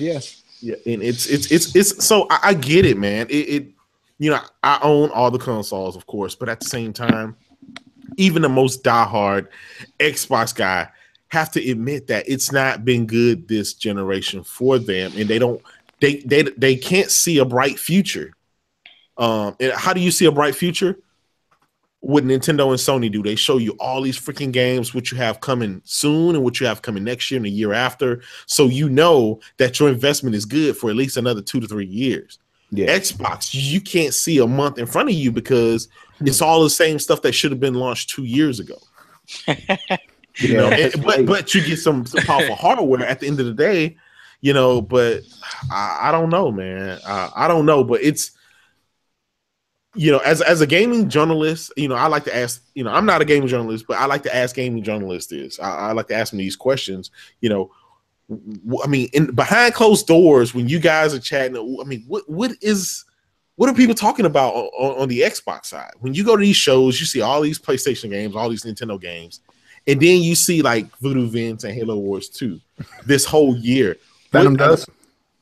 Yeah, and Dusty Phantom. What else? I mean, is there, you know, they're going to say that you're biased because you're not talking much about Xbox, but it's not because you're biased. It's because there is nothing to talk about. Yeah, I remember somebody was giving us heat over at geek.com. It's like, why don't you guys talk more about the Scorpio? It's like, there's nothing to talk about, bro. Fuck is wrong with you? Wait till E3. There was literally nothing to say at that point, you know? But these guys, they're looking around for stories that just don't exist, you know? But speaking about what do we talk about amongst ourselves, you got to understand something, man. Most of the gaming gaming journalist conversation I have with other journalists, they kind of play out the way this conversation's going right now, bro. Mm-hmm. You know, like obviously there are concerns about Xbox, but we're not really making fun of it like these guys think we are. You know, it's more concerned than anything. It's like, what the hell are these guys doing? You know, like after that Xbox conference this year, a lot of us were left scratching our heads, like, okay, you know? Yeah. But there's always that narrative. Wait for the next event. When the next event comes, and then it's like you wait. Keep on waiting. Now all my Xbox, my Xbox buddies are like, well, I'm just gonna give them one last time. Wait for E3, and it's like, geez, dude, that's a freaking year. That's a whole year. Are you gonna really sit there and wait another whole year? I'm not saying leave, but at what point do you say that there's a problem? I think guys, a lot of the diehards they're not willing to admit that there's a problem. That's why they attack guys like you and other journalists and stuff, because they're not willing to admit to themselves that there is a problem. Exactly. They deny the truth. Yeah, this is something we said on Throwdown. I think it was off air, but I'll say it now, right? Because obviously, and this is a little bit timely too, given like the politics going on right now, right? There's a difference between being a patriot and being a nationalist, right? Yes. Being a patriot is a good thing. You love your country, but there's faults with it, and you want to try to make it a better country, right? Facts. Being a nationalist is a bad thing, because no matter how fucked up your country is, you think it's the greatest ever, and every other country is shit. Right? These Xbox fanboys are the same way. They're nationalists, right? Yeah. They're Xbox nationalists. No matter how fucked up the things may be, over on the Xbox side, or how wrong they may be going, they don't care. They're loyal to the end, And then the Xbox fans, they love the system, but they know some shit is going on. You know what I'm saying? So I mean, nationalism, fanboyism. None of that shit is good, because it blinds you to the truth. And I see far too much of that. And it's very disturbing, because, again, and I know you guys could relate, back in the day, right? We would talk shit. Like, let's say you had a Super Nintendo, right? You would talk shit about Sega Genesis. But what would you do at the end of the day? What would you do at the end of the day? You'd go to your boy's house and play that Sega Genesis. You'd still be down with it. You still, even if you talk shit, you will still respect it. Right now, these guys act like if you even bring a PlayStation within their immediate vicinity, they're gonna kill you. How dare you? How offended they are. It's crazy, bro. Yeah, I totally agree, man. It's nuts, and I'm not gonna lie. I tell everybody, look, man, I like having fun on Twitter, so I like triggering people. But just to sit back and watch a fight start, and then I'll sit back and just relax and eat some popcorn or kick my feet up. That's just kind of what I do. I troll to get some reactions, and then it starts a whole debacle. Then I sit back and laugh. But I have a true concern for Microsoft, and I'll tell you guys off air some more stuff on how I relate to Microsoft and Sony and stuff like that. But I have a concern, and only because I've always known this about Microsoft, is the only reason they got into gaming is to bring the PC and Windows inside of every household. That's all they've ever cared about. They wanted to do it with the music. That's why they gave us the Zune and stuff like that. They wanted to do it any way to get a Windows product into the home. That's all they care about. So they're using gaming as a way to bring Windows into the home, and they have successfully done that. The problem is that they have a whole fan base of gamers that only care about games, and they themselves do not care about games. They just care about you having that Windows product in your home. And now there's a transition, because they got that fan base. Last generation, they did really well for themselves. So now that they have all of these Windows product in the home, well, now let's get the guys with all of these services, all of these subscriptions. This is Microsoft. This is what they do. This is not, I'm not fanboying for Sony or Nintendo or anything like that. I'm just telling you how it relates to gaming. We need to separate the business side of things and what they're trying to do versus the gaming. At the end of the day, we're gamers. We don't care. All that other stuff is optional. Will I like to have Netflix and Hulu and all that stuff on my Switch or on my PlayStation? Sure, I'd like it as a supplement, but at the end of the day, it's all about the games. I could care less if none of that other stuff was on there. And that's the problem that we have right now. There's a bunch Think about of it like this, right? stuff. Think about it like this, right? The Switch is doing really, really well. It doesn't have any of that shit on it. Doesn't have any of that shit on it. And nobody cares. Nope, nobody gives a fuck. Them That's games. the other thing. Not to get too off topic, but that's the other thing, right? What's the other thing that Switch is proving, right? That power don't matter. Horsepower doesn't mean shit. It's all about the games at the end of the day, man. All about the games. And I know you guys can relate to this. How many of your friends from last generation that were on 360 made the jump over to PS4 generation? I have 2 cats on my podcast like that. These guys were 360. No, excuse me. I have 3 cats like that on my podcast. I've got so many friends that made these guys were hardcore Xbox 360 fans. But you know what happened? Xbox One wasn't giving them what they wanted. They saw Sony. It's like, that grass does look greener, don't it, bruh? Let me go over there. 1080p grass. But there are some guys that say, nope, I don't care if there's no games over here. I'm not gonna buy a PlayStation whatsoever. And that boggles my mind. I don't understand that. Why would you deprive yourself of all of these great games that's coming out weekly and monthly on Nintendo and PlayStation just because you want to stay loyal to something that don't care about you? Yes. Exactly. I don't get that.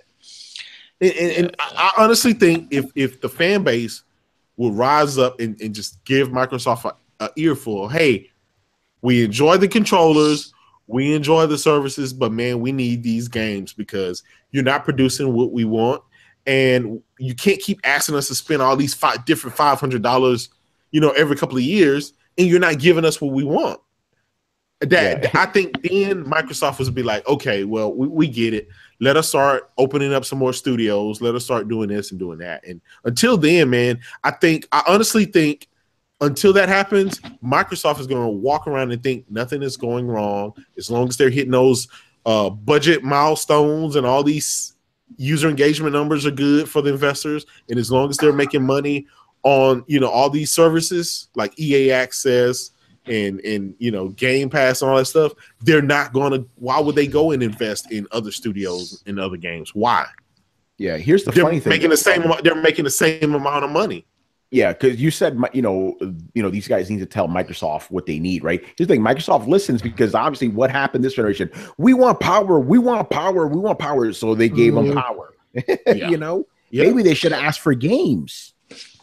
Dude, I mean, if you guys look at it, like, say Cuphead comes out, around the end of September, you don't see nothing about it, man. Nothing about it. You see more about the Xbox One X, which is coming out in November, than you do Cuphead, which is a game that people have been waiting years for. So it's kind of mind-boggling, like how they handle it. It reminds me of, say, ReCore. Even though ReCore shouldn't have been released when it was, like... It was a broken game. I mean, they just now fixed it, with a big update, and they try to play it as the definite version. It's like, it's not the definite version; it's the complete version. Like, it just works now, Like, there's no extra features; it just works. That's funny, man. Yeah, I mean, they added HDR, but you know what I'm saying. I mean, it works. You ain't falling through the floor and stuff like that. But it's crazy, man. If these cats would have demanded games, I think they probably would have gotten. But they wanted power because they honestly believed that the only reason PS4, went out this generation was because of power. No. Yep. Power was one thing, but not the main thing. PlayStation had the fucking games. Yeah, and Sony, they were smart. I mean, you got to realize this is their bread and butter. The PlayStation division is their bread and butter. So they are balls to the wall with, we got to make games. We got to deliver because we don't want our company to go under and go bankrupt and go out of business. So they are doing everything right. They have no choice to do it wrong. They have no choice. They can't sit back and try to be content and act like nothing's wrong. Microsoft, on the other hand, this Xbox division is bleeding money. They don't care about it. This is just a pet project to them. Yeah. So that's why it shows you the different passion between a company that back is against the wall, they have no choice but to succeed, and they are succeeding, versus a company that they have all this money, but they could care less about the actual division. That's the thing people don't seem to take into account. Because here's the thing: if the PlayStation division is to make money, Sony as an entity is done. That's it. The movies ain't doing shit. They ain't selling. Hardware's not doing well. Nope. They ain't selling no more Walkmans anymore. That old Sony ain't around. If Xbox dies, Microsoft's gonna keep rolling along just fine. Yeah, You they're know, gonna say bye, Felicia. Their stock will actually go up.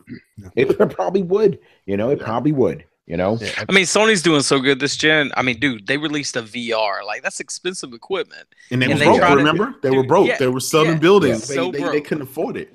They made it mainstream. I mean, they were putting it out there like, hey, here you go. You know, Yes. like they released a whole other console. Like, I mean, I know people sit here and hate on the Pro sometimes, but I mean, it's not a PlayStation 5, all right, and they didn't have anything to prove with putting the Pro out, and I still believe that they made a Pro to kind of back up the VR, you know, help the quality of the image and stuff like that, you know, and you know, that's the reason it doesn't have this big jump in RAM and just totally different. You know, it served its purpose. You know what I'm saying? But here's another just to latch on to what you're saying. Another big deal a lot of people are not looking at is Sony. They just have the studios and the talent, and Microsoft they don't. There's developers and their studios, the handful of studios that they have, they don't have the talent. They can't come close to a Naughty Dog or Guerrilla Games or any of the other Japan studio or any other million developers that they have. Sony, all their studios can pull out a top 10 hit, you know, and they have. Even at launch, you had games like Killzone. The graphical fidelity, it was amazing, even by today's standard. Infamous Second Son, even by today's standard, it's still looks great. You know, eye-bleeding technology when it comes to visual fidelity. But Xbox just hasn't had this generation. They had Rise on their own, which was Crytek, and it was a great looking game. Even Quantum Break was a really good looking game. And obviously you have Gears, but other than that, even those games didn't get any awards, like any kind of major awards for being the top edge graphical fidelity, competing with any and everything. They just don't have that. And I think that's another thing is assuming because of the guys didn't support those games, there's a reason that they didn't get any sequels. And so Sony just shut the studios down since they didn't sell worth a damn. Yeah, I still would like a MotorStorm though, you know. Oh yeah, definitely. Yeah. I definitely did not like them closing them down, but because I really enjoyed. A MotorStorm was the game going into Blockbuster. You know, you see playing. I mean, Best Buy.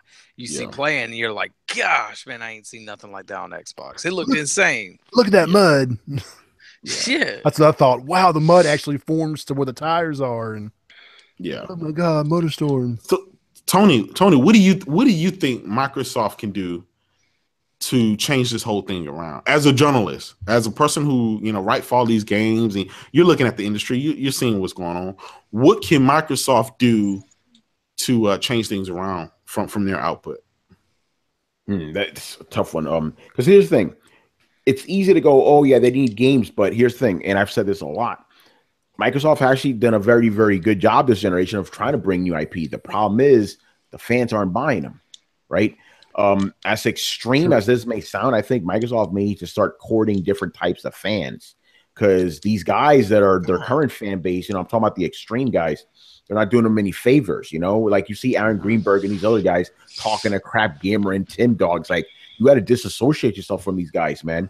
Like, you need to, Microsoft really needs to almost rebrand itself in a way. I mean, Xbox is a rebranding because the current stigma they have, the shooter box, the bro box or whatever, that shit ain't working right now. Think about it. You had awesome games like Ori and the Blind Forest, Sunset Overdrive, Rise Son of Rome. I loved all of these games. These games all fucking failed. All of them. Yeah.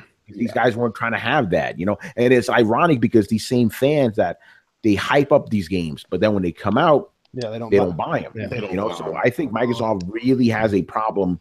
I know people are gonna, oh, you're just saying this because you're dogging on the fans and shit, but no, I'm just being honest. Right, I think the biggest problem that Microsoft is having right now is the extreme fanboy element. It is informing too much of the higher ups. They need to cut these guys off and focus on trying to appeal to a broader audience, because this shit is not working for them. It's clearly not working for them. I'll tell you guys, like, their new UI and stuff that they're doing, like the new UI that's on the alpha program for the beta testers and stuff like that. It is pretty awesome. Like, it's probably their best UI they've ever had, probably since 360. And it's fast. And just, like, I see them going in the right direction with that kind of stuff. You know what I'm saying? And it's even applying games as, it reminds me of PlayStation, because it's like your games are just like right there, and their advertisements are very small and off to the side. It's all games focused, and what your friends are doing in games. But like you said, like, I feel like they're just really trying to, I mean, everything they're doing this year, I feel like they're just doing exactly what PlayStation did in 2013. And because they're like, okay, we got the Taco Bell endorsement, check. Okay, we got the indie games dropping this year, check. Okay, the high ass price tag. Yeah, we got the high price tag, check. Hey, we don't have any first party, but we'll ride on third party coattails. Okay, check. They did that one year, right? Okay, cool. All right, and we'll just do this all this year, and it'll be okay because other people done it. And it's just like, yeah, well, but the problem is, like, Sony did do that year, and they did try to, I mean, I don't know, they didn't release a lot of stuff like they have been, but I mean, you look at what they're releasing, and it's just constantly, since 2015, it's just constantly coming out stuff, and they have stuff to show for it this entire gen, and to where you look at Xbox, and it's just like I was talking to somebody. I said, "Man, I bet Knack sold more than Titanfall." And I wasn't too far off, man. Knack was probably like 500,000. Yeah. Well, man, I mean, it's just a crazy difference, Knack is like not no Mario. It's just it looks stupid, but it's fun. You know what I'm saying? Game. Yeah, and for it to sell what it's been doing is just crazy. Yeah, I bought the day one edition of the Scorpio of the Xbox, and here's one thing I wanted to say. It's not a pity buy that I bought it because I felt pity, but it's one of those. If this is the last hurrah for Microsoft, if they say, "Look, man, if this thing doesn't sell the way we want to sell, we're just going to stop it at that," then I want to own that, and I want to be a part of that, at least trying to help. I mean, I know one guy. I mean, I'm just a blip on Microsoft's radar, but the fact that I hope these guys literally talk the talk, and I mean walk the talk, because they're on Twitter, they're ready for it, they're going to do this and do that, it's going to sell major numbers. I just hope they go out and do it, man, because I would hate for the Xbox as we know it to be no more, because it just fell by the wayside for whatever reason, Do you think that they're going to start? Because you remember when they were talking about this when last year at E3, Phil Spencer was kind of talking about how they're going. He was thinking about like cell phones and how he wanted a console where you could update. Basically, he was talking about a PC. Yeah, and he was talking about you could update the RAM yourself and you could update this yourself. And you're like, whoa! So everybody was thinking Scorpio was going to be something like that. Yeah. To where. Now this is coming out, and then everybody's assuming, well, yeah, it's going to be the most powerful console, and that's cool. But when PS5 comes out, I mean, it's just going to just smear it. So it's only going to be powerful for maybe a year and a half, for whatever that's worth. Well, do you think they're going to release a new Xbox, like the Xbox successor to Xbox One, when PS5 Xbox Double X? Here's the thing, okay? Microsoft, if you talk to Phil Spencer and those guys, they will tell you yes. They'll tell you that they're working on it. Here's the fact of the matter. Without games, without those sales numbers, without a big install base behind it, it's a hard sell. It really is a hard sell. I hate to say it, man. It's a hard sell. If this Xbox X comes out, right? In the first month, let's say it sells 500,000, less than 1 million in the first month. Or it's, to them, that's a big failure, because they only bank on huge sale numbers. Right. They have games that have sold 1 or 2 million, and they said that didn't hit our projection. What we want, we're going to close that studio down. They've closed it down. And that's crazy, man. Sad, man. You know, like we talking about Sony. Yeah, Sony has games that have sold freaking 10,000 copies, and they're releasing sequels to that mother. They DLC and and Yoshida said, you know, for every game we release, there's like three games that don't sell, but we still got to keep doing it. We still got to do it, and they have the diversity and the huge number of games where, you know, sure, out of 60 million, not every game is going to sell 60 million copies, but they'll be happy just for it to sell 1 million or 2 million and then keep moving on. Not every single game that Sony releases costs $20 million. A lot of their that's what a lot of their games cost. Let's say one costs like 500,000, another one cost $1 million. It didn't you know, cost a huge investment, so they're able to release more of them. Look at Gravity Rush. Look at Knack. Look at some of these other games. It didn't. Those weren't big numbers to invest in. But here's the thing, though: when you have a lot of these little games, you actually kind of end up getting more money in the end because you're having money coming in from different sources. You know what I'm saying? Exactly. That's what's going on. And then the other thing I wanted to bring up, because it's actually important, right? Think about it like this, right? Guerrilla Games, right? Imagine if they were under Microsoft, right? They would have released Killzone games. Oh no! Shadowfall comes out. Yeah, that's it. You're done. You're fucking shut down, right? Sony actually had enough faith in these guys when they said, "Hey, we kind of want to do this other game about robot dinosaurs. Can we do that? Yeah, go ahead, give it a shot." Microsoft was like, "No."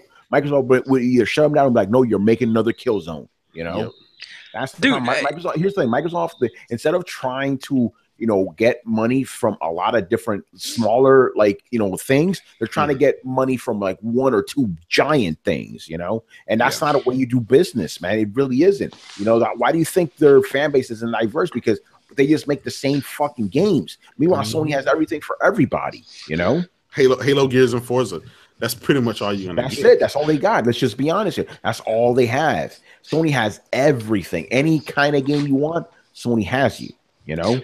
Well, dude, like when you think about, I think it was Ed Fries. He used to be like a bigwig with Xbox back in the day, and he wrote a book that was really interesting. And some of the details he was talking about, things that Microsoft did wrong, and what he seems like they continue to do wrong, because they were asking him about Quantum Break and stuff.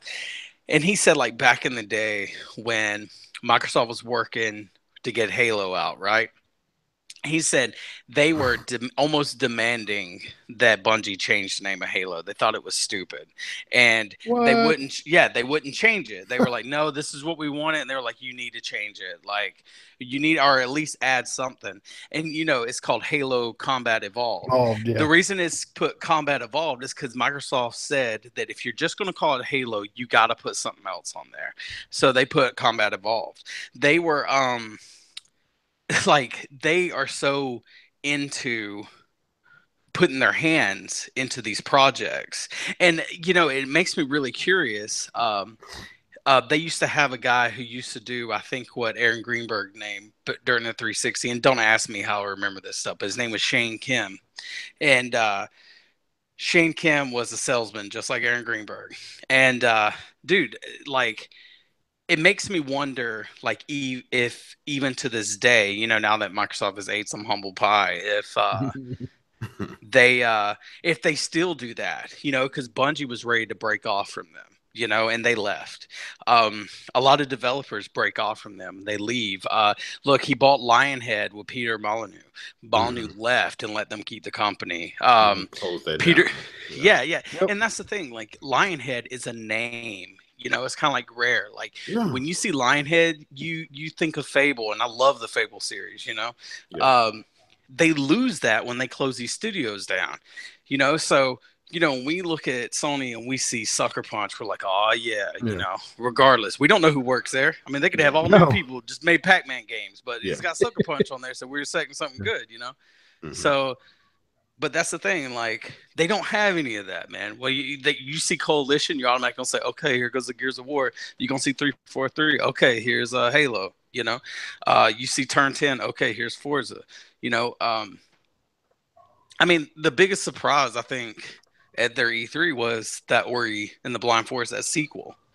you know, because nobody knows their name. Well, I didn't. I was like, oh, snap, look at that art style. And then when I saw it, I said, oh, snap, I need to finish the first one, you know, but but that's what I'm saying. Like, they don't have that. I wonder if they still have that kind of control or still try to apply that control.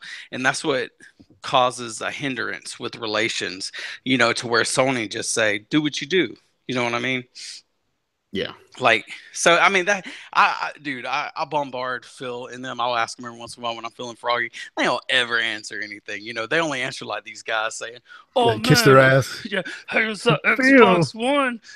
Is it going to be able to play my 360 games? It's like, you big nerd. You know daggone well it's going to play your 360 games. And Phil's like, oh, of course. We cater to all our guys. And it's like, dude, why you even answer that question? I'm asking you a serious question over here.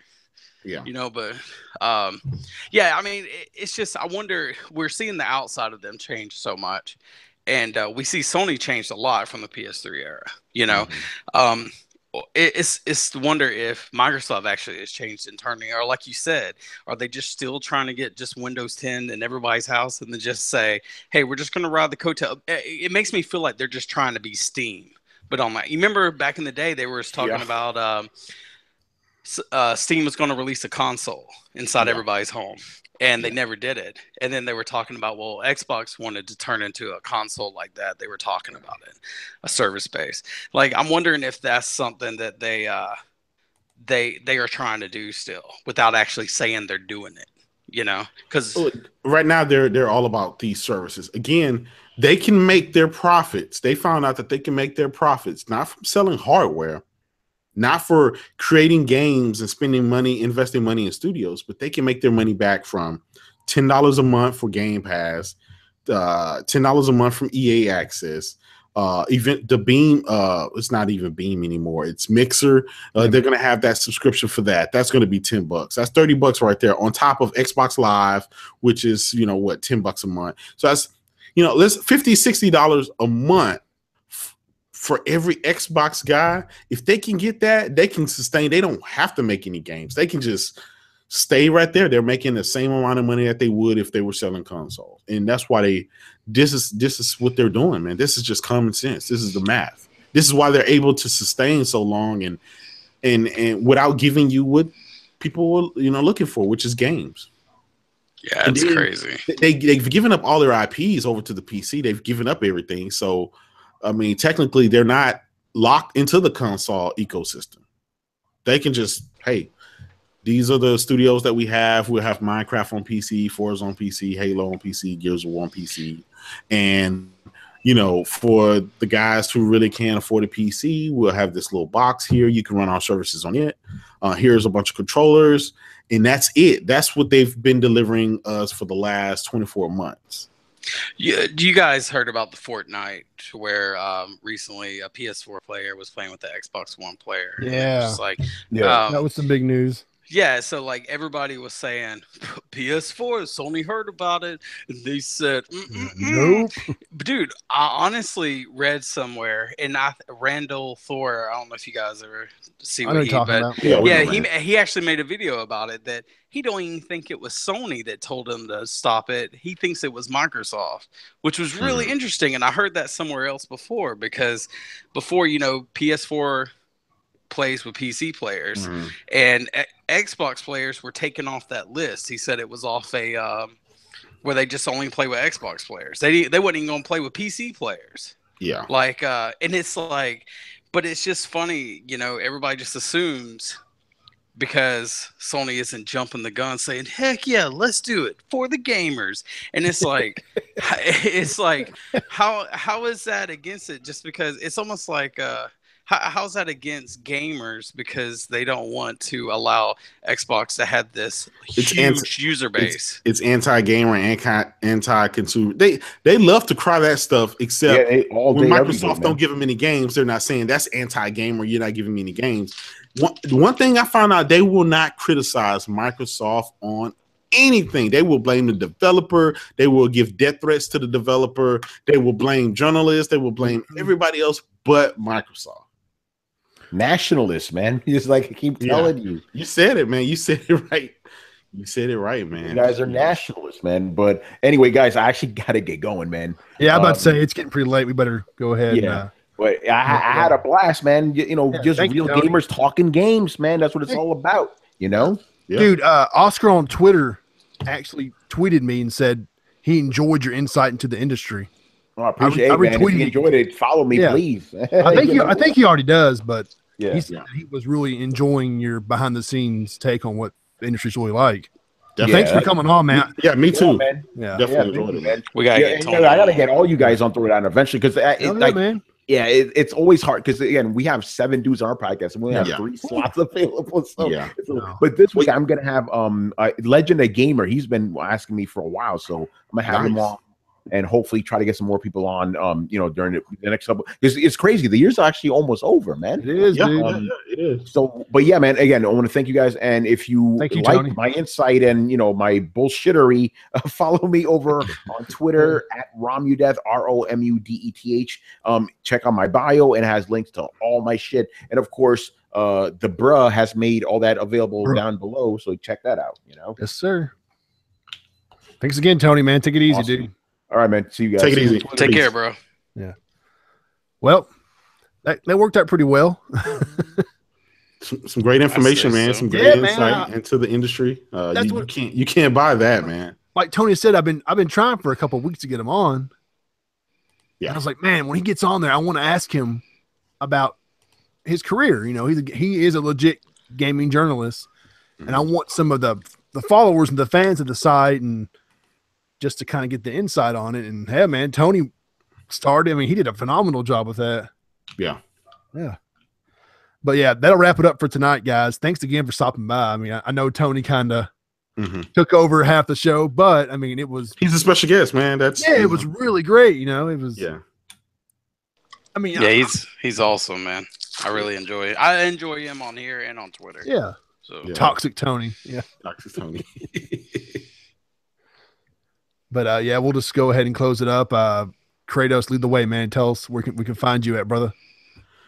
Again, everybody, it's your boy J-Dub, aka Kratos, the god of all things gaming, not just PlayStation. You can find me on Twitter at JDubCity16. Always keeping you guys laughing with the memes and the gifs and the smart wit. Keeping things going, just having fun, enjoying our hobby of choice. I recommend you guys go out, buy you a crap load of games, play them, enjoy them, fellowship with your fellow gamer, and just enjoy this hobby that we have. Thanks again for rocking out with us tonight. As usual, PlayStation Brah, thanks for the invite. Hey, KravenGod, it's always good, brother, to joke and have fun and talk to you. So thanks again. Thank you, Kratos. Yeah, you guys are awesome, man. Yeah. Just follow me on KravenGod, man, on Twitter. I enjoy doing this every time Brah, Kratos, y'all are on here, man. It's always fun. So hey, man, you bring a unique style of comedy that I really appreciate. Dude, I'm just